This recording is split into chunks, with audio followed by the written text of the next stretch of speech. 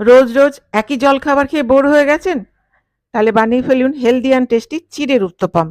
একটা গ্রাইন্ডার জারে দিয়ে দিন ভেজানো সুজি আর ভেজানো চিড়ে, যতটা সুজি ততটাই চিড়ে, আর সামান্য পরিমাণে দিয়ে দিন জল। একটা পেস্ট বানিয়ে নিয়ে একটা বড় বাটির মধ্যে ঢেলে দিতে হবে। দিয়ে দিন স্বাদ অনুযায়ী লবণ আর 1 চা চামচ বেকিং সোডা। খুব ভালো করে ফেটিয়ে নিন।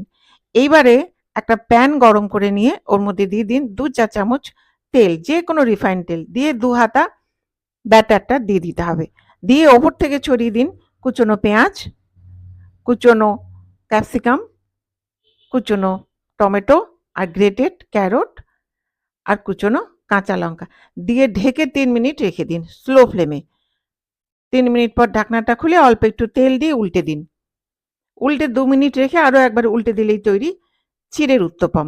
গরম গরম করুন, খান আর হেলদি থাকুন।